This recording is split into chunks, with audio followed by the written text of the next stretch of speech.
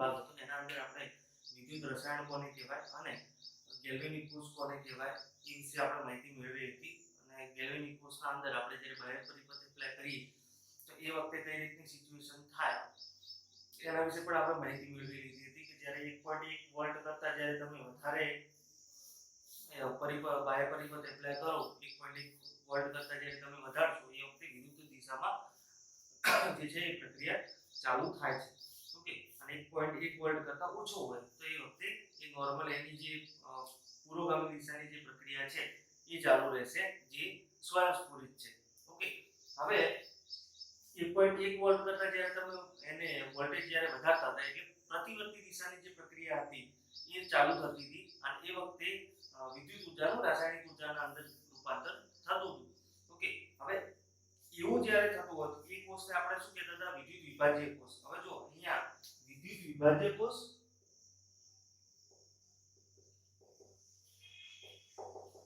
વિભાજ્ય કોષ અને એનસીઆરટી પ્રમાણે છે વિદ્યુત વિભાજનીય કોષ.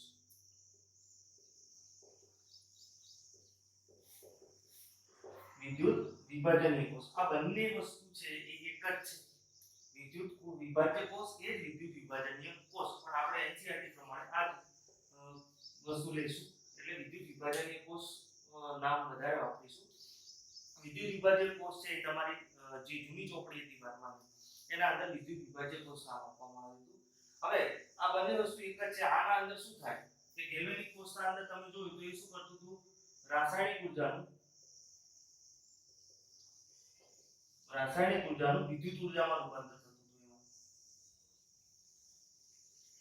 તો રાસાયણિક ઉર્જાનું વિદ્યુત ઉર્જામાં જ્યારે રૂપાંતર થતું હોય એને શું કહેવાય? ગેલ્વેનિક કોષ. ઓકે, અને જ્યારે વિદ્યુત ઉર્જાનું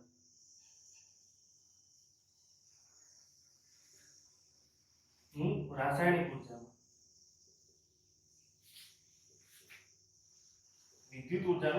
ઉર્જામાં જ્યારે રૂપાંતર થતું હોય એટલે એને શું કહેવાય? વિદ્યુત વિભાજ્ય કોષ અથવા તો વિદ્યુત વિભાજનીય કોષ. ઓકે, તો આ બે વસ્તુ ક્લિયર થઈ ગઈ તમારી. ગેલ્વેનિક કોષ કોને કહેવાય છે? જે રાસાયણિક ઉર્જાનું વિદ્યુત ઉર્જામાં અને વિદ્યુત ઉર્જાનું જો રાસાયણિક ઉર્જામાં રૂપાંતર કરે તો એને શું કહેવાય? વિદ્યુત વિભાજનીય કોષ. અને આ બંને જે કોષ છે જે આ બધી પ્રક્રિયા કરે એ બધું શેમાં આવે? વિદ્યુત રાસાયણિક કોષમાં.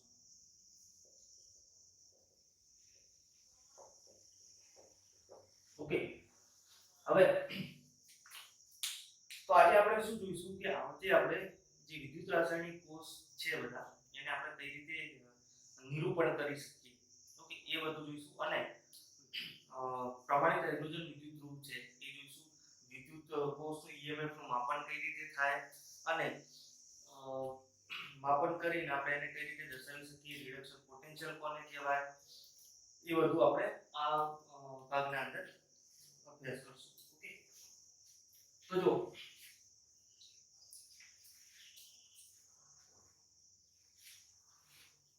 હવે આપણે તમને ખબર હશે કે બેટરી કોઈ પણ બેટરી લઈએ તો એનો અમુક સ્પેસિફિક વોલ્ટેજ હોય, બરાબર છે? જેમ કે આપણો જે નાનો સેલ જે આવે છે રિમોટમાં એમાં વાપરીએ, બરાબર, એ 1.5 વોલ્ટ આસપાસ આપણને આપે, 1.5 વોલ્ટ આસપાસ આપણને આપે છે. ઓકે, કારની બેટરીઝ ને બધી હોય એ 12 વોલ્ટ ની આપે, તો એ પ્રમાણે 4 વોલ્ટની બેટરી આવે, 24 વોલ્ટની બેટરી પણ આવે. ઓકે, તો અલગ અલગ આપણને વોલ્ટેજ આપે છે. તો આપણે જ્યારે પેલો કોષ ને કનેક્ટ કર્યો, ઝીંક અને કોપર વાળો જે રેડિયલ કોષ હતો, ઓકે, એને આપણે જ્યારે કનેક્ટ કર્યો તો આમાંથી પણ આપણને કંઈક ને કંઈક વોલ્ટેજ મળવાના. ઓકે, હવે એ કેમ મળે? કેમ કે આ જે ઋણ ધ્રુવ છે અને આ જે ધન ધ્રુવ છે એટલે કે એનોડ અને કેથોડ વચ્ચે જે વિદ્યુત પોટેન્શિયલનો ડિફરન્સ ઊભો થાય, વિદ્યુત વિભવનો જે ડિફરન્સ ઊભો થાય છે, આપણે વિદ્યુત પોટેન્શિયલ શબ્દ જ ઉપયોગ કરીશું. તો વિદ્યુત પોટેન્શિયલનો જે શબ્દ અને વિદ્યુત પોટેન્શિયલ નો જે ડિફરન્સ ઊભો થાય છે, ઓકે, અને એનું માપન થઈ અને આપણને અહીંયા શું મળશે? વિદ્યુત ધ્રુવ પોટેન્શિયલ મળશે.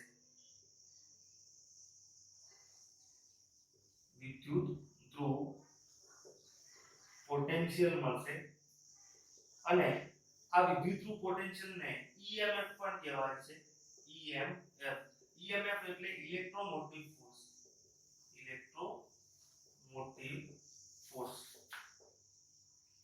એટલે કે વિદ્યુત ચાલક બળ.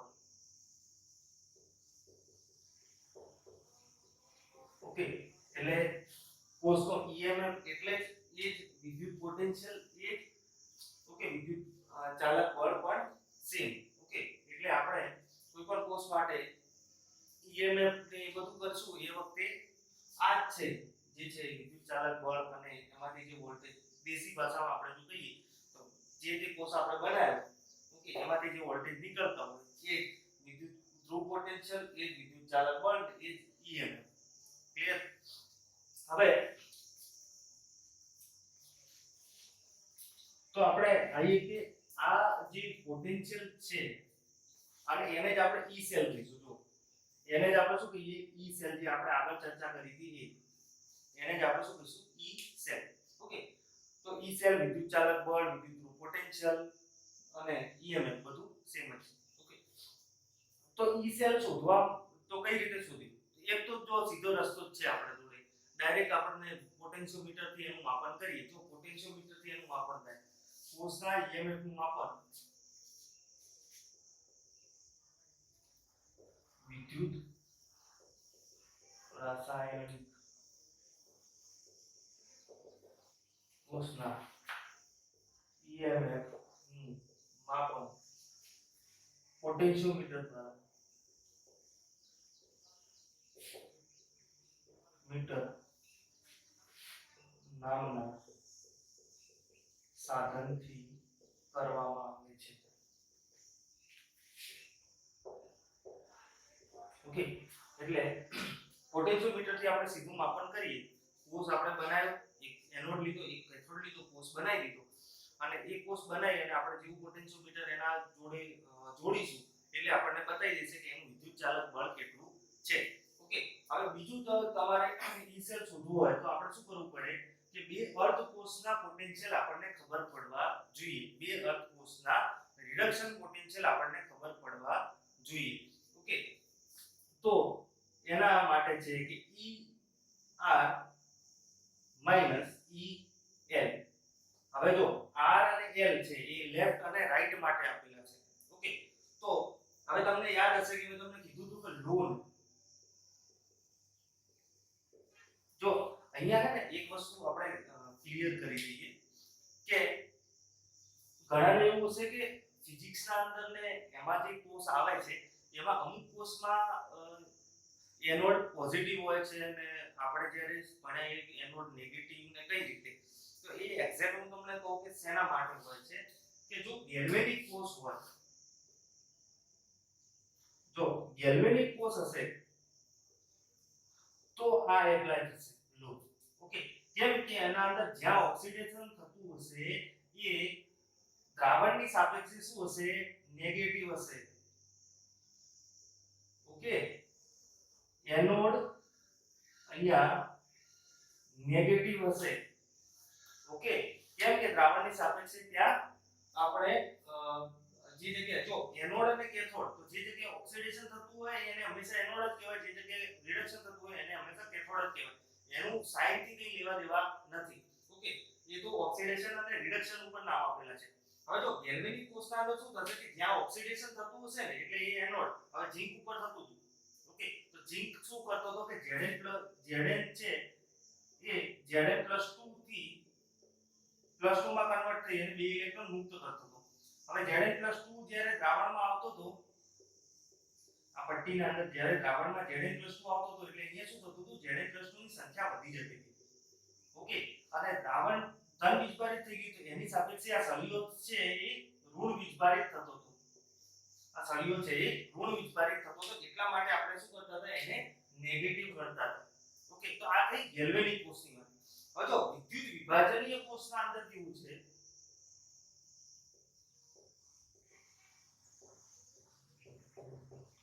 હવે વિદ્યુત વિભાજનીય કોષના અંદર કેવું છે કે વિદ્યુત વિભાજનીય કોષ કોને કહેવાય? એક તો પહેલા જો ફરીથી રિવાઇઝ કરી લઈએ. વિદ્યુત વિભાજનીય કોષ કોને કહેવાય કે જેમાં બિન સ્વયંસ્ફુરિત પ્રક્રિયા હશે એને સ્વયંસ્ફુરિત પ્રક્રિયા કરવા માટે, એટલે આપણે અહીંયા શું કરીશું?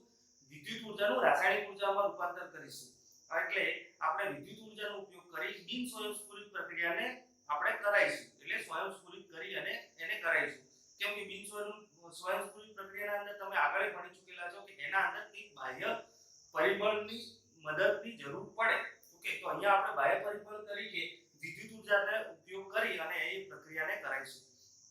તો અહીંયા તો વિદ્યુત વિભાજનીય કોષ જ્યારે હશે એટલે એમાં શું હશે કે તમારો આ જે કોષ છે, આ જે કોષ છે એના જોડે શું કરશું આપણે એક બેટરી ભાગની જે વોલ્ટેજ છે એ એપ્લાય કરશું. ઓકે, હવે અહીંયા જે પોઝિટિવ નેગેટિવ કઈ રીતે નક્કી થાય, તો અહીંયા પોઝિટિવ નેગેટિવ છે એ બેટરીના ટર્મિનલ ઉપર નક્કી થાય. ઓકે, એ આપણને ખબર જ છે કે આપણે કોઈ પણ ડીસી જે પાવર છે એને આપણે જ્યારે જોડતા હોઈએ, તમને ખ્યાલ હશે ઘણા લોકોને કે આપણે બેટરીનો પોઝિટિવ નેગેટિવ છે એ ધારો કે રિમોટનું છે તો રિમોટના અંદર જો પ્લસ ને માઈનસ આપેલું હોય તો પ્લસ છે એમાં આપણે જે પેલો પાવર છે એનો ઉપરવાળો જે ભાગ છે એ જોડીએ અને નેગેટિવ છે એ નીચે જોડીએ. ઓકે, તો એના અંદર વિદ્યુત વિભાજનીય કોષના અંદર કેવું હોય કે જે જગ્યાએ પોઝિટિવ જોડાય એ ધ્રુવ છે એ પોઝિટિવ થઈ જાય. અહીંયા જો આ મોટું જે લાઈન છે એને આપણે પોઝિટિવ તરીકે જોઈએ દર વખતે લઈએ છીએ. ઓકે, તો આ પોઝિટિવ થશે અને આ નેગેટિવ થશે. હવે અહીંયા એનોડ કેથોડ તો વાત જ નથી, કેમ કે એનોડ કેથોડ તો શું ઓક્સિડેશન અને રિડક્શન ઉપર કામ કરે. તો અહીંયા શું થશે કે આ જે ધ્રુવ છે એ ઇલેક્ટ્રોન મુક્ત કરે તો ધન બાજુ તો જવાના જ છે. હજી હવે જો અહીંયા જો ઇલેક્ટ્રોન મુક્ત થતો હોય તો આ તો જશે જ નહીં, કે આ પોતે નેગેટિવ છે. ઓકે, તો એ બેટરીના અંદર જશે ને એટલે અહીંયા પોઝિટિવ ધ્રુવ છે એ ઇલેક્ટ્રોન મુક્ત કરશે. માની લો કે અહીંયા Na છે. ઓકે, તો વિદ્યુત વિભાજનની કોષના અંદર જનરલી આવું કરવાની જરૂર નથી પડતી, એ એક જ બીકરના અંદર આપણે કરી શકીએ. માની લો કે આપણે પીગળિત NaCl નું વિદ્યુત વિભાજન કરીએ છીએ. અહીંયા આપણે શું લીધું, પીગળિત NaCl. હવે જો પીગળિત NaCl માંથી આપણે શું કરવું છે કે NaCl માંથી અહીંયા Na+ અને Cl- છે એના અંદરથી આપણે Na સોલિડ અને Cl2 ગેસ જોઈએ છે. ઓકે, તો આ પ્રક્રિયા છે એ ડાયરેક્ટ તો થવાની નથી. ઓકે, અહીંયા જો બેલેન્સ નથી કર્યું રિએક્શન એટલે એના ઉપર કોઈ ધ્યાન આપવા જેવું નહીં. આપણે જે મેઈન સમજવાનું છે યાર, આપણે Na+ માંથી Na સોલિડ જોઈએ છે, Cl- આયન માંથી Cl ગેસ જોઈએ છે. તો આ પ્રક્રિયા એમનેમ થશે નહીં થાય, કેમ કે બિન સ્વયંસ્ફુરિત પ્રક્રિયા છે. આના અંદરથી આ થશે, જો તમે NaCl ને પાણીમાં ઓગાળો તો એ ડાયરેક્ટ Na+ ને Cl- માં કન્વર્ટ થઈ જાય, પણ આના અંદરથી તમે આ વસ્તુ કરી શકતા નથી. ઓકે, એટલે તમે Na સોલિડ ને Cl ગેસ છે એ લઈ શકતા નથી. એટલા માટે આપણે શું કરશું, અહીંયા વિદ્યુત ઊર્જાનો ઉપયોગ કરશું. ઓકે, તો અહીંયા આપણે શું કર્યું, બે ધ્રુવ મૂકી દીધા, બરાબર, એકને પ્લસ આપી દીધો, એકને માઈનસ આપી દીધો અને વિદ્યુત પ્રવાહ કરવાનું ચાલુ કર્યું. ઓકે, તો અહીંયા શું થશે કે આ જે છે તો અહીંયાથી ઇલેક્ટ્રોન આવશે. ઓકે, અહીંયાથી ઋણમાંથી ઇલેક્ટ્રોન આવશે અને આ પટ્ટી પર જશે. હવે આ પટ્ટી ઉપર શું કરશે, ઇલેક્ટ્રોન આ પટ્ટીથી દ્રાવણના અંદર જશે. હવે ઇલેક્ટ્રોનની જરૂર કોને છે, સોડિયમને. ઇલેક્ટ્રોનની જરૂર કોને છે, સોડિયમને છે. ઓકે, તો એ શું કરશે કે દ્રાવણમાં અહીંયા Na+ અને Cl- છે, જો Na+ અને Cl- છે દ્રાવણમાં, તો Na+ શું કરશે, અહીંયા એક ઇલેક્ટ્રોન લઈ અને Na સોલિડમાં પરિવર્તન થશે. ઓકે, હવે સાથે સાથે અહીંયા શું થશે કે જ્યારે ઇલેક્ટ્રોન આવશે તો એ વખતે અહીંયા આ જે પ્લસ ચાર્જ છે એ ઇલેક્ટ્રોન લેશે ખરા. ઓકે, તો ઇલેક્ટ્રોન આપવાની ક્ષમતા કોના જોડે, Cl જોડે. તો Cl- શું છે એ Cl ગેસમાં અને ઇલેક્ટ્રોન આપશે. હવે અહીંયા જો બે Cl- થી આપણે Cl2 ગેસ કરી દઈએ અને બે ઇલેક્ટ્રોન છૂટા કરી દઈએ. તો હવે આ બે ઇલેક્ટ્રોન જે છૂટા થયા એ અહીંયા થઈ અને પાછા બેટરીના અંદર જતા રહેશે. ઓકે, હવે જો તો અહીંયા શું થશે, આ જે ધ્રુવ છે આ ધ્રુવ, આના ઉપર આપણને Cl ગેસ મળશે, Cl2 ગેસ મળશે. જ્યારે અહીંયા છે કે આપણને શું મળશે, અહીંયા આપણને સોડિયમ મેટલ મળશે, એટલે કે સોડિયમ સોલિડ મળશે. ઓકે, કેમ કે અહીંયાથી ઇલેક્ટ્રોન મળે છે એટલે સોડિયમ અહીંયા ઇલેક્ટ્રોન મુક્ત કરી અને પોતે અહીંયા ગોઠવાઈ જશે. ઓકે, હવે જો આ જે છે તો આખી કોષ પ્રક્રિયા આપણે લખી લઈએ. ચલો, તો આ બે ઇલેક્ટ્રોન છે તો બે ઇલેક્ટ્રોન આપણે દૂર કરાવો તો આને બે વડે ગુણવા પડશે તો બે ઇલેક્ટ્રોન કટ થશે. તો અહીંયા શું હોય, 2Na+ 2 ટાઈમ્સ Cl solid વત્તા Cl2 ગેસ. ઓકે, તો આ કોષ પ્રક્રિયા થઈ ગઈ. હવે અહીંયા તમે એક વસ્તુ, તો અહીંયા મને એક વસ્તુ તમે કહો કે ઓક્સિડેશન અર્ધ પ્રક્રિયા કઈ છે? ઓક્સિડેશન અર્ધ પ્રક્રિયા કઈ? આર્યા કે -1 માંથી અહીંયા શું થાય છે? 0. ઓકે, એટલે શું થયું? ઓક્સિડેશન આંકનો વધારો થયો. એક તો પહેલી વાત. બીજી કે અહીંયા શું કર્યું? એને ઇલેક્ટ્રોન મુક્ત કર્યા, એટલે પણ ઓક્સિડેશન. તો આ શું છે? ઓક્સિડેશન અર્ધ પ્રક્રિયા. ઓકે, આ શું છે?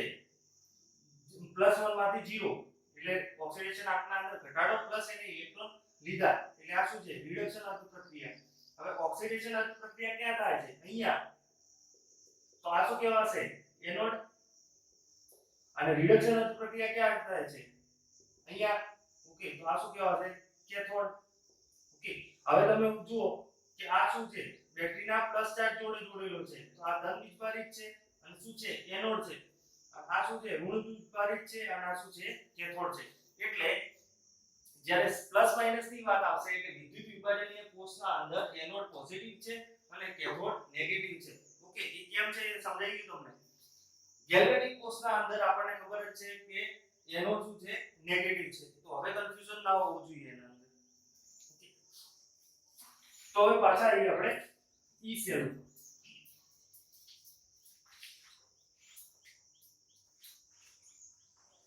તો ઈ સેલ માં શું થશે કે ER - EL, એટલે કે E right - E left. હવે ગેલ્વેનિક કોષની જે પ્રણાલિકા હતી એના અંદર શું હતું કે લોન. ઓકે, તો left oxidation anode negative. Left oxidation anode negative. Okay, તો લેફ્ટ માં શું છે? એનોડ છે. તો રાઈટ માં શું છે? કેથોડ. તો આપણે એને આમ પણ લખી શકીએ કે E cathode minus E anode. E cathode minus E anode. Okay, તો E સેલ છે આપણે કેથોડ માઈનસ એનોડ અથવા તો રાઈટ માઈનસ લેફ્ટ તરીકે લઈ શકીએ. હવે આ વસ્તુ શું છે? E anode. E એનોડ એટલે એના અર્ધ કોષનો પોટેન્શિયલ છે. ઓકે, અર્ધ કોષનો પોટેન્શિયલ છે. હવે અર્ધ કોષનો પોટેન્શિયલ કઈ રીતે શોધવાનો આવે એ જસ્ટ આના પછીનો ટોપિક છે, આપણે જોઈએ. તો E cathode minus E anode તરીકે આપણે લેવામાં આવે છે. ઓકે, આટલું સમજાઈ ગયું? તો વિદ્યાર્થી મિત્રો, છેલ્લે આપણે ગેલ્વેનિક કોષનું ઈ સેલ કઈ રીતે ફાઇન્ડ કરવો એ આપણે જોયું હતું. હવે આપણે આજના જે લેક્ચરના અંદર એ જોઈશું કે ગેલ્વેનિક કોષ હોય કોઈ પણ તો એનું રિપ્રેઝન્ટેશન કઈ રીતે થાય, એટલે કે કોષનું નિરૂપણ કઈ રીતે થાય. તો હેડિંગ આપણું આવશે ગેલ્વેનિક કોષનું નિરૂપણ. તો ગેલ્વેનિક કોષનું આપણે નિરૂપણ જોઈશું. હવે જો જે કોષ છે આપણે એઝ ઇટ ઇઝ જે આપણો ડેનિયલ કોષ હતો એ જ લઈ લઈએ. તો એના અંદર ઓક્સિડેશન અર્ધ પ્રક્રિયા જે ખરી, ઓક્સિડેશન અર્ધ પ્રક્રિયા કંઈક આ રીતે હતી કે Zn સોલિડ માંથી Zn +2 અથવા 2+ ગમે તે લખી શકો, 2+ અથવા તો +2 પણ લખીએ છીએ અત્યાર સુધી આપણે, વત્તા 2 ઇલેક્ટ્રોન. રિડક્શન જે અર્ધ પ્રક્રિયા હતી એ હતી Cu 2+ વત્તા 2 ઇલેક્ટ્રોન અને એ આપણને Cu સોલિડ આપશે. ઓકે, હવે આ બે જે પ્રક્રિયાઓ છે અને એને જો આપણે ભેગી કરી અને જે આપણે પ્રક્રિયા બનાવતા હતા એ Zn સોલિડ વત્તા Cu 2+ gives Zn2+ વત્તા Cu સોલિડ. ઓકે, અહીંયા આપણે જલીય દ્રાવણ છે એટલા માટે એકવાસ આપણે બતાવી દઈશું. ઓકે, હવે આ તો આપણો કોષ થઈ ગયો. આ શેના માટે છે? ડેનિયલ કોષ માટે. ઓકે, ગેલ્વેનિક કોષ એટલે આપણને ખબર જ છે, ગેલ્વેનિક કોષ એટલે જે રાસાયણિક ઉર્જાનું વિદ્યુત ઉર્જામાં રૂપાંતર કરે એ બધા જ કોષ ગેલ્વેનિક કોષના અંદર આવે. પણ આ જે ઝીંક ને કોપર વાળું છે એ આપણો શું છે? ડેનિયલ કોષ છે. ઓકે, હવે આનું નિરૂપણ કરવું હોય તો કઈ રીતે કરાય? તો નિરૂપણ માટે આપણે જે પહેલા પણ ડિસ્કસ કરી, આપણે લોન એ વસ્તુ યાદ રાખીશું. એટલે કે લેફ્ટ ઓક્સિડેશન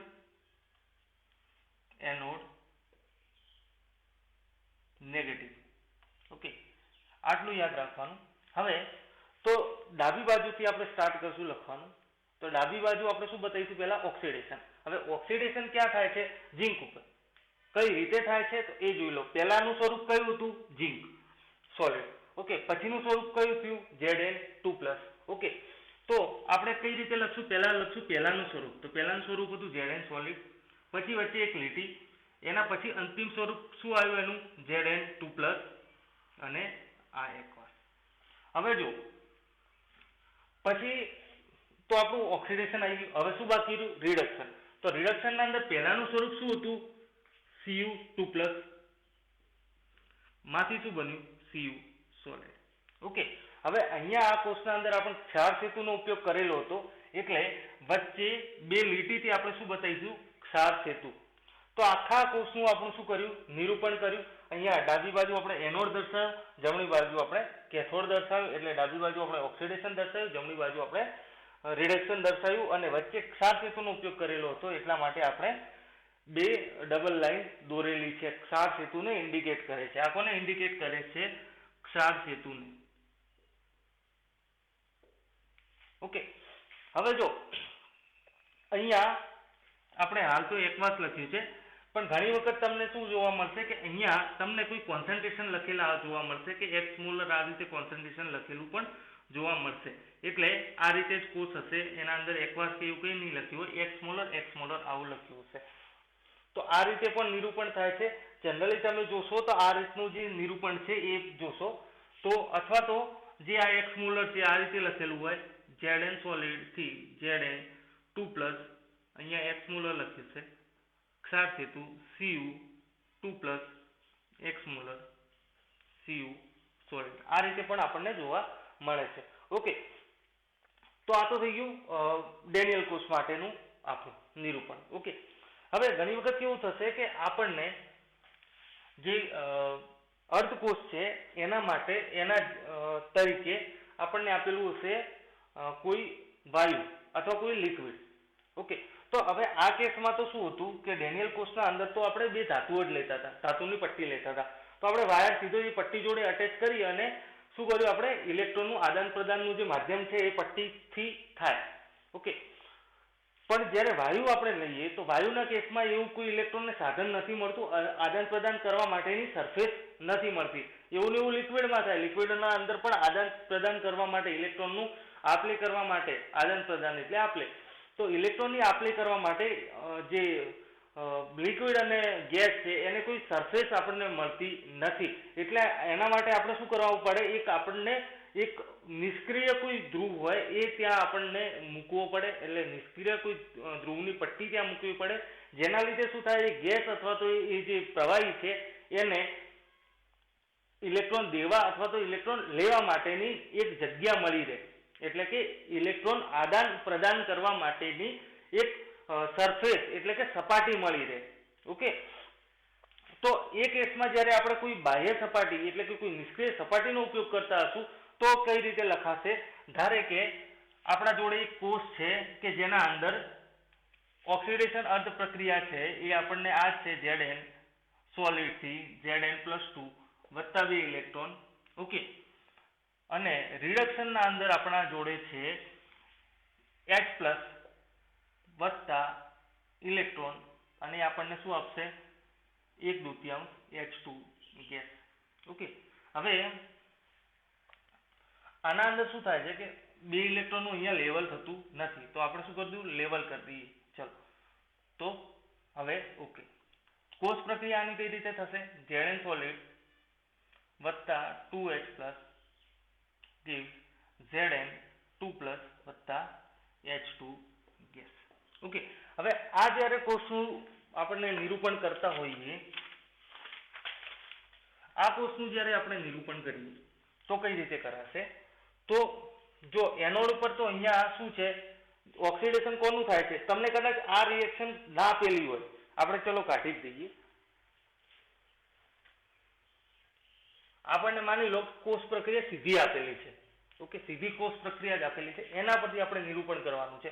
તો પહેલા આપણે ચેક કરી લઈશું કે ઓક્સિડેશન ક્યાં થાય છે. તો જુઓ, ઓક્સિડેશન અહીંયા થાય છે 0 માંથી +2. ઓકે, પહેલાનું સ્વરૂપ Zn સોલિડ, પછીનું સ્વરૂપ Zn+2. ઓકે, તો આપણે શું લખશું? ડાબી બાજુ Zn સોલિડ થી Zn+2 વચ્ચે એક લીટી કરીને આપણે લખી દીધું. 2+ અથવા તો +2 ગમે તે લખશો ચાલશે. ઓકે, વચ્ચે ક્ષાર સેતુ. હવે અહીંયા H+ છે. હવે જો આપણે જે આ તત્વયુગ દ્વિતીય ગુણાંક છે એને ધ્યાનમાં લેતા નથી જ્યારે સેલનું રિપ્રેઝન્ટેશન એટલે કે નિરૂપણ કરીએ છીએ ત્યારે.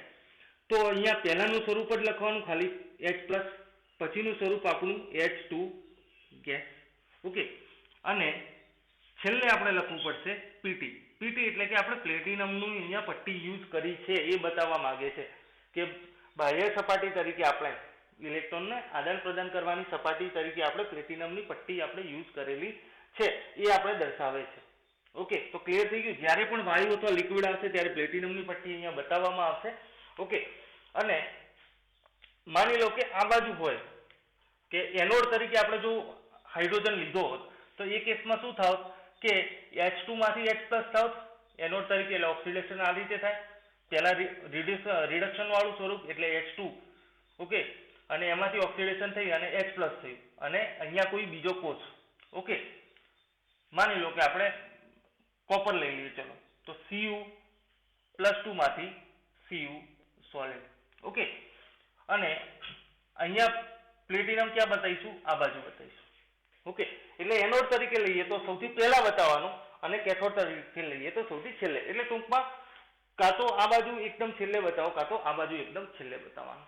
ઓકે, એટલે કે જો એનોડ તરીકે છે તો એકદમ આ બાજુ છેલ્લે બતાવીશું અને જો કેથોડ તરીકે છે તો આ બાજુ છેલ્લે બતાવીશું. ઓકે, તો જ્યારે પણ લિક્વિડ આવશે અને ગેસ આવશે બંને કેસમાં આપણે આ પ્લેટિનમ અથવા તો ગોલ્ડનો પણ ઉપયોગ કરી શકીએ. જનરલી પ્લેટિનમ યુઝ થશે તો આપણે ઉપયોગ કરીશું. ઓકે, લિક્વિડની કઈ રીતે ખબર પડશે? તો લિક્વિડ આપણે કંઈક આ રીતે બતાવશે કે MnO4- okay gives +8H+ gives Mn+2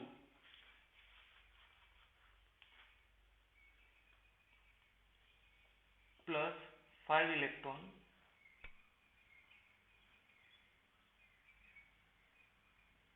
+4 times H2O. Okay,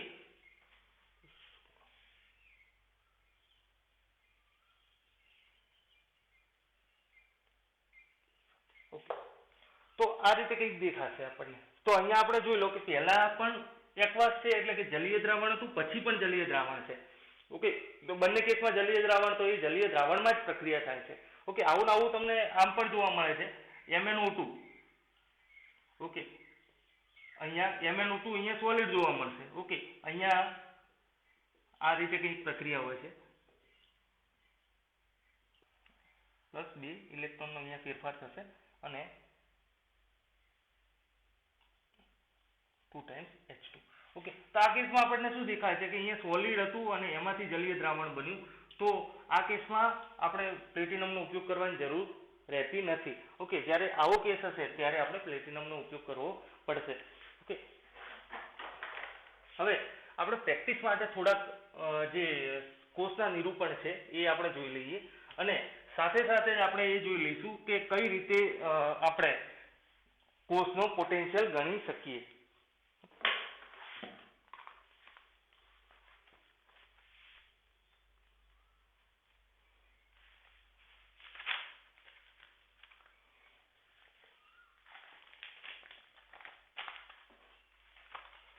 તો કોષનો પોટેન્શિયલ આપણે ડેનિયલ કોષનો નતો ગણ્યો, આપણે ગણી લઈએ. ચલો, તો E cell is equal to શું થશે? અહીંયા E0 સેલની વાત કરીએ છીએ. E0 સેલ એટલે પ્રમાણિત સ્વરૂપ. હવે પ્રમાણિત ક્યારે હશે? જ્યારે એના અંદર આપણે પ્રમાણિત હાઇડ્રોજન વિદ્યુત ધ્રુવ ભણવાના છીએ આના પછીના ટોપિકના અંદર. એટલે એ વખતે પણ ક્લેરિટી આવશે કે પ્રમાણિત ક્યારે કહેવાય. તો પ્રમાણિત ક્યારે કહેવાશે કે જ્યારે કોષના કોઈ પણ અર્ધકોષ હોય એના અંદર સંકળાતા આયનોની સાંદ્રતા, એના સિવાય લિક્વિડ હોય કોઈ ગેસ હોય, એક તો આયનોની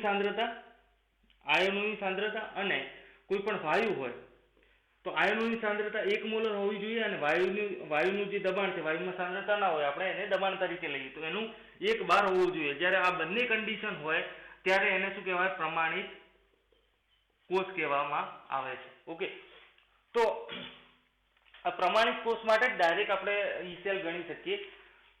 બિન પ્રમાણિત કોષ માટે નર્સનું સમીકરણ આવે છે, એ આપણું આ ચેપ્ટરમાં હાઇડ્રોજન વિદ્યુતધ્રુવ છે એના પછી તરત જ એ ટોપિક છે. ઓકે, તો ઈ સેલ છે તો ER EL આવું આપણે E0R E0L. ઓકે, તો E0R તરીકે આપણે શું લઈએ છીએ? કેથોડ.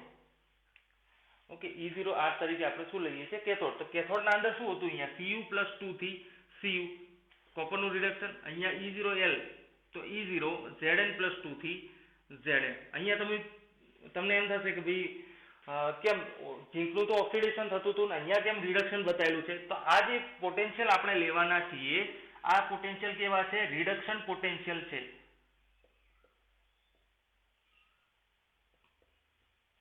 આ બધા કેવા છે? રિડક્શન પોટેન્શિયલ છે.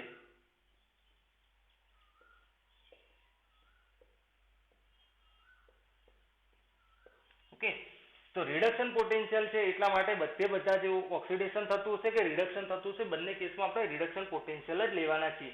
ઓકે, તો કોપરનું જે રિડક્શન પ્રમાણિત રિડક્શન પોટેન્શિયલ છે એ આપણને ખબર છે 0.34 વોલ્ટ છે, જ્યારે ઝીંકનું છે -0.79 વોલ્ટ છે. તો આ માઇનસ માઇનસ પ્લસ ને બંનેનું થઈ અને 1.1 વોલ્ટ જેટલું આવશે. જે આપણે જોયું હતું કે 1.1 જે પ્રક્રિયા બંધ થઈ જતી હતી, તો આ 1.1 વોલ્ટ જેટલું અહીંયા પોટેન્શિયલ આપણને દેખવા મળે છે. હવે આપણને એમ થાય કે ભાઈ આ કોપર અને ઝીંકની જે સ્વરૂપ છે, તમને કોઈ પણ દાખલો આપવામાં આવશે આના અંદર તો તમને હંમેશા પ્રમાણિત જે રિડક્શન પોટેન્શિયલ છે એ જે તે યુઝ થતા હશે એ આપેલા જ હશે. ઓકે, તો તમારે એ ગિવન છે તો તમારે એનું યાદ રાખવાની કોઈ જરૂર નથી, પણ આ જનરલ છે એ તમને યાદ રહી જશે. જેમ કે ઝીંક છે, કોપર છે, Ag છે 0.8, એ બધું યાદ રહી જશે. એના સિવાય હાઇડ્રોજનનું તો 0 જ હોય છે. ઓકે, તો એ તો ઓટોમેટિક યાદ રહી જશે. ઓકે, તો હવે આપણે કોષની વાત કરીએ તો હવે આપણે જોઈશું કે કોઈ પણ કોષ હોય, આપણને કોઈ પણ કોષનું ડાયરેક્ટ નિરૂપણ જ આપેલું છે, તો એના પરથી અર્ધ પ્રક્રિયા અને કોષ પ્રક્રિયાઓ કઈ રીતે લખશું તો એ આપણે જોઈએ. તો આપણને એક કોષ આપેલો છે અહીંયા કે PT, એનામાંથી H2 H+ CD+2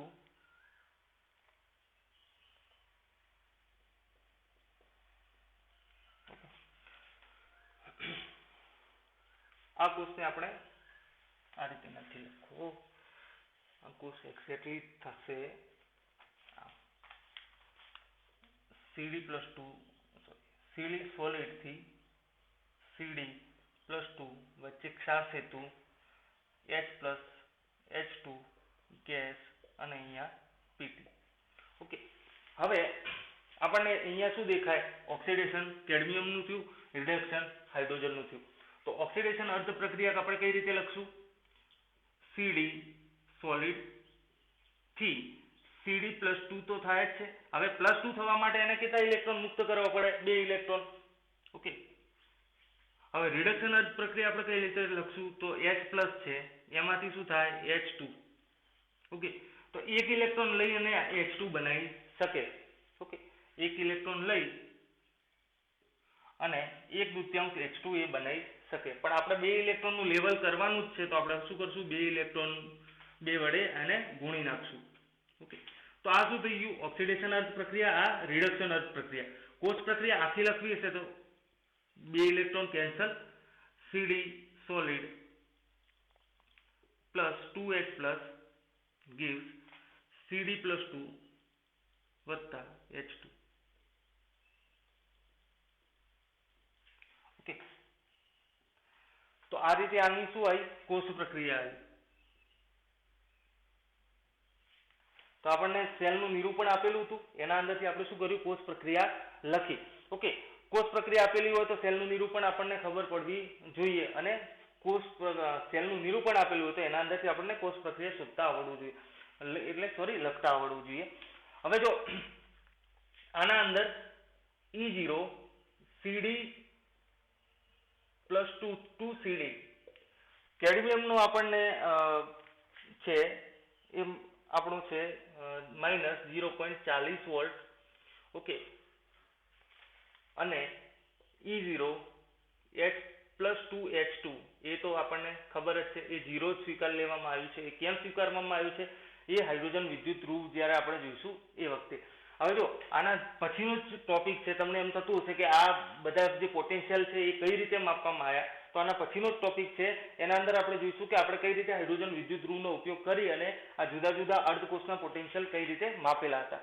ઓકે, હવે તો આના અંદર પેલું સૂત્ર એપ્લાય કરીએ કે E સેલ બરાબર, ઓકે, E0 સેલ બરાબર E0 R minus E0 L. તો અહીંયા R તરીકે શું છે, આ તરીકે એટલે કે કેથોડ તરીકે આપણું શું છે, અથવા તો રાઈટ સાઈડ શું છે, હાઇડ્રોજન. તો 0 માઇનસ 0.40, તો આ કોષ કેટલો થશે, 0.40 વોલ્ટ પ્લસના. E0 સેલ આપણો કેટલો થશે, 0.40 વોલ્ટ. એટલે એનો અર્થ એવો થાય કે જ્યારે આપણે 1 molar Mn plus H plus ion લઈએ, 1 બાર દબાણે આપણે H2 ગેસ લઈએ, 1 મોલર આપણે CD+2 આયનની સાંદ્રતા જાળવીએ અને કોષ જો બનાવીએ તો આપણને 0.40 વોલ્ટ જેટલું આના અંદરથી વોલ્ટેજ મળે. એટલે કે કોષનો EMF જે હોય એ 0.40 વોલ્ટ જેટલો હોય.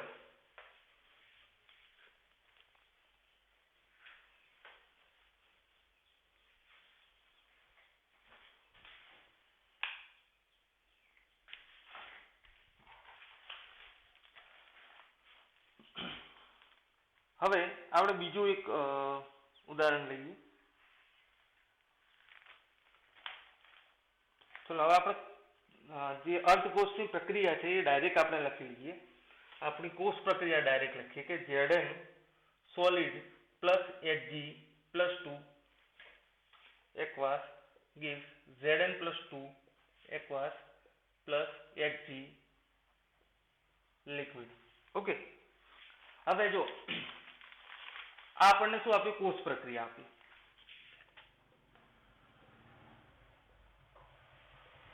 આપણને આપેલું કોષ પ્રક્રિયા. હવે જો કોષ પ્રક્રિયા તો આપણને આપેલી જ છે. હવે એના અંદરથી અર્ધકોષ પ્રક્રિયા આપણે લખી લઈએ પહેલા. ચલો ડાયરેક્ટ આપણે સેલનું રિપ્રેઝન્ટેશન કરી જ શકીએ, પહેલા આપણે સેલનું રિપ્રેઝન્ટેશન કરી લઈએ. અર્ધકોષ પ્રક્રિયા ખબર પડશે કઈ રીતે થશે. જો Zn માંથી Zn+2 થાય તો Zn solid gives Zn+2 વત્તા 2 ઇલેક્ટ્રોન. ઓકે, Hg+2 માંથી Hg લિક્વિડ થાય તો Hg+2 plus 2 electron gives Hg. તો આ જે કોષ પ્રક્રિયા છે એના અંદરથી ઓક્સિડેશન અર્ધ પ્રક્રિયા શું થશે કે Zn solid gives Zn+2 વત્તા 2 ઇલેક્ટ્રોન અને Hg+2 plus 2 electron gives Hg liquid. તો આ આપણને સીધું લખતા આવડવું જોઈએ. હવે જો આના અંદરથી સીધું આપણે કોષનું નિરૂપણ કઈ રીતે કરશું, તો આ કોષનું ડાયરેક્ટ જો નિરૂપણ કરવા જઈએ તો શું થશે કે ડાબી બાજુ Zn થી Zn+2 ડાયરેક્ટ પહેલાનું સ્વરૂપ આ, પછીનું સ્વરૂપ આ. ઓક્સિડેશન તો થાય જ છે. વચ્ચે ક્ષાર સેતુ મૂકી દઈએ અને Hg નું પહેલાનું સ્વરૂપ શું છે, Hg+2. એના પછી શું થયું, Hg લિક્વિડ. અને લિક્વિડ છે એટલે આપણે પ્લેટિનમ મૂકવું પડશે. ઓકે, અહીંયા એકવાસ અથવા તો એની જે સાંદ્રતા છે એ આપણે લખવી પડે. ઓકે, તો કોષનું નિરૂપણ આપણને ખબર પડી ગઈ. હવે આના અંદર જો Zn+2 છે આપણને ખબર છે કે E0 Zn+2 થી Zn કે Zn નો રિડક્શન પોટેન્શિયલ આપણને ખબર છે 0.79 વોલ્ટ. ઓકે, હવે Hg નો અહીંયા રિડક્શન પોટેન્શિયલ છે એ છે 0.92 વોલ્ટ. ઓકે, તો E0 Hg+2 થી Hg is equal to 0.92 volt.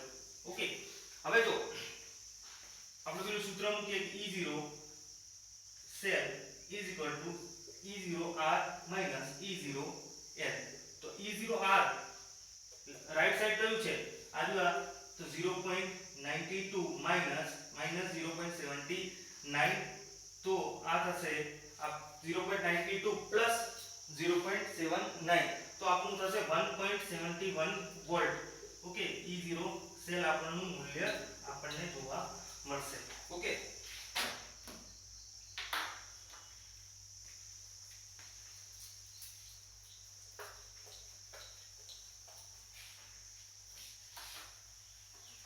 તો આવું એક આપણે બીજું ઉદાહરણ જોઈ લઈએ આના અંદર જો એક આપણને આપેલું છે કે HgSO4 છે HgSO4 aqueous વત્તા copper solid gives 2 times Hg liquid plus Cu plus 2 aqueous okay આ કોર્સનું નિરૂપણ કઈ રીતે કરશું તો આપણને સીધું ખબર છે કે ડાયરેક્ટ Cu માંથી Cu plus 2 થાય એટલે ડાબી બાજુ તો આપણને ડાયરેક્ટ મળી ગઈ અહીંયા કે Cu solid થી Cu plus 2 aqueous વચ્ચે ક્ષાર સેતુ મૂકી દઈએ હવે જો HgSO4 છે ને એ જો કન્ફ્યુઝ થવાની જરૂર નથી કેમ કે આ જ્યારે લિક્વિડ માં જશે એટલે કે જલીય દ્રાવણ બનશે એટલે શું બનાવશે Hg+2 વત્તા SO4 -2 બનાવશે તો આપણે શું કરશું SO4 -2 આયન જ લેવાનું છે અરે સોરી Hg+2 જ લેવાનું છે તો પહેલાનું સ્વરૂપ શું થયું Hg+2 એકવાર અને પછીનું સ્વરૂપ શું થયું Hg લિક્વિડ આ બંને કેસમાં લિક્વિડ છે એટલે આપણે શું કરશું પ્લેટિનમનો સળિયો મૂકી દઈશું ક્લિયર જો હવે આનું E સેલ શોધવું હોય તો E0 સેલ ER તો ER તરીકે શું છે અહીંયા Hg છે તો Hg નું હમણાં કેટલું હતું 0.70 સોરી હા 0.92 તો 0.92 માઈનસ આનું કેટલું થાય 0.34 ઓકે તો આપણને શું મળશે એનું 0.58 વોલ્ટ મળી જાય એનો ઓકે હવે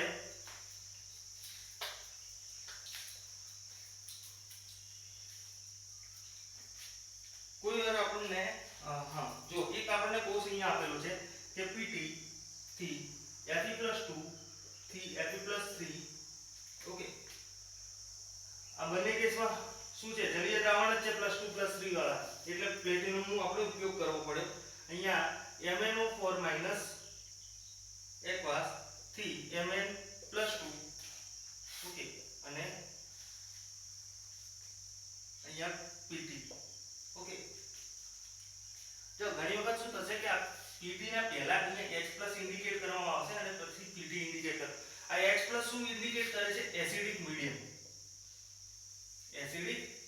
ઇન્ડિકેટ કરે છે ઓકે તો આ ના કરેલું હોય તો બી આપણને ખબર પડી જાય કે ભાઈ એસિડિક મીડિયમ આના અંદર જોઈશે ઓકે તો બંને બાજુ પ્લેટિનમનો ઉપયોગ કરવો જ પડશે આના અંદર હવે તો આના અંદર આપણે અર્ધ પ્રક્રિયાઓ લખીએ કેમ કે ઇમ્પોર્ટન્ટ છે તો જો Fe એનોડ ઉપર શું થશે એનોડની પ્રક્રિયા Fe શું હતું પહેલાનું સ્વરૂપ +2 છે તો +2 gives Fe+3 વત્તા ઇલેક્ટ્રોન ઓકે કેથોડનું સ્વરૂપ આપણે જોઈએ તો શું છે MnO4- હવે આના અંદરથી શું થાય Mn+2 હવે જો અહીંયા -1 માંથી +2 થાય એવું નથી તો ઓક્સિડેશન થાય પણ -1 અહીંયા આપણે શું જોવાનું છે Mn નું ઓક્સિડેશન સ્ટેટ જોવાનું છે એટલે શું છે આખું MnO4 નું માઈનસ છે તો MnO4- છે આખું એટલે એનો અર્થ શું થાય કે Mn નું ઓક્સિડેશન અવસ્થા વત્તા 4 ગુણ્યા ઓક્સિજનની ઓક્સિડેશન અવસ્થા બરાબર -1 હવે Mn ની આપણે શોધવાની છે ઓક્સિજનની આપણને ખબર છે -2 તો Mn તો -2 4 * -2 ઓકે બરાબર -1 આ -8 થશે ઓકે પેલી બાજુ જાય તો +8 +8 માંથી -1 એટલે શું થાય Mn કેટલું થાય +7 ઓક્સિડેશન અવસ્થા થશે હવે જો +7 માંથી +2 ઓક્સિડેશન અવસ્થા આપણને જોવા મળી છે ઓકે +7 માંથી +2 અહીંયા આપણને જોવા છે આ જો +7 છે એના અંદરથી +2 છે ઓકે તો એનો અર્થ એવો કે અહીંયા 5 ઇલેક્ટ્રોન લીધા 5 ઇલેક્ટ્રોનનો ફેરફાર થયો ઓકે તો +5 ઇલેક્ટ્રોન gives Mn+2 હવે જો ઇલેક્ટ્રોન સરખા કરવા પડશે એટલે આપણે આ સમીકરણને 5 વડે આપણે ગુણી દઈશું ઓકે તો 5 ઇલેક્ટ્રોન કટ તો 5 Fe+2 વત્તા MnO4- gives 5 Fe+3 વત્તા Mn+2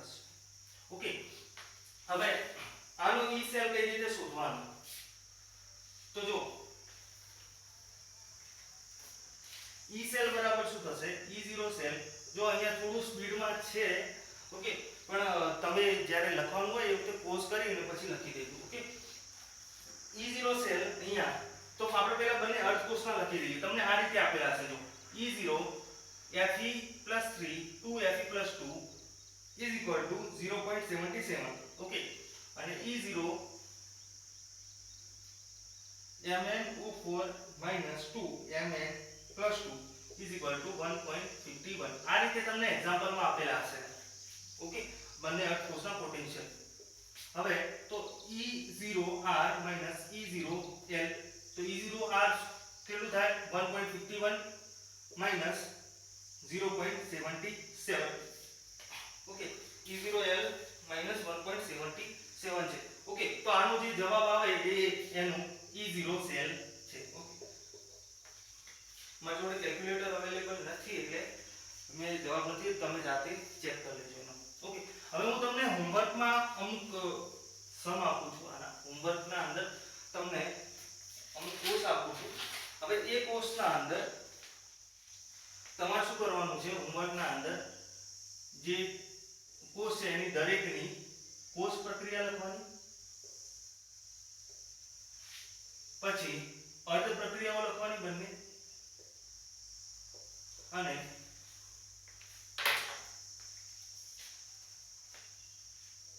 કોષ પ્રક્રિયા અર્ધ પ્રક્રિયા અને E0 સેલ ગણવાનો થશે. હવે E0 સેલ ગણવા માટે તમારું અર્ધકોષ જે જોવો હશે તો એ અર્ધકોષ જોવા માટે તમને ટેબલ 3.1 ના અંદર જે EMF સિરીઝ આપેલી છે એના અંદરથી તમને બધા અર્ધકોષના પોટેન્શિયલ મળી રહેશે, ઓકે. હવે અહીંયા ફટાફટ લખી લો. Cr solid 2 Cr+3 aqueous gives Pb+2 2Pb solid, okay. બીજું છે Mg solid 2Mg+2 aqueous Mn+2 aqueous 2MnO2 solid. ત્રીજું છે lithium solid 2Li plus 2Pb+2 વત્તા Pb solid, ઓકે.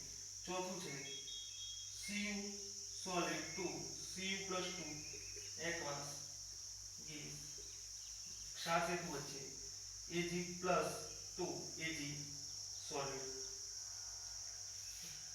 પાંચમું છે Sn2 Sn+2 MnO4 aqueous 2Mn+2 aqueous. અહીંયા આપણે platinum લગાવવું પડશે, ઓકે. છઠ્ઠું છે કદાચ નહીં દેખાય ઉપર લખ્યું Zn solid 2 Zn+2 ક્ષાર સેતુ Cr2O7 aqueous 2Cr+3, ઓકે. અહીંયા પ્લેટિનમ લગાવવું પડશે, ઓકે. તો આ તમે સ્ક્રીનશોટ લઈ લો આનો, ઓકે. 1 2 3 લઈ લીધો, ચલો.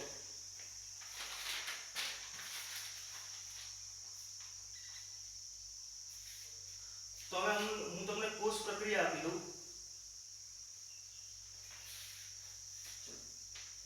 તમને કોષ પ્રક્રિયાઓ આપું, એના ઉપરથી તમારે સેલનું નિરૂપણ ને E0 સેલ શોધવાનું છે. તો કોષનું નિરૂપણ પ્લસ E0 સેલ તમારે ગણવાનો છે, ઓકે. સેમ ટેબલ 3.1 ના અંદરથી તમને મળી જશે, ઓકે.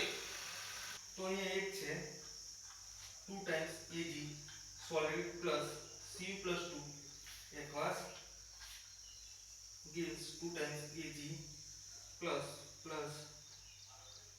Cu solid, okay. એક તો આ છે, બીજું એક આ છે HgSO4 aqueous. અમે કરાયેલો છે પણ તમે તો જાતે કરી લેજો.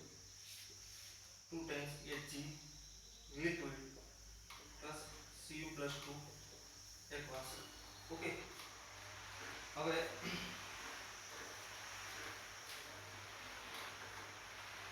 એના સિવાય ત્રીજો છે 2 times Ag plus aqueous plus H2 gas 2 times H plus aqueous plus 2 times Ag solid.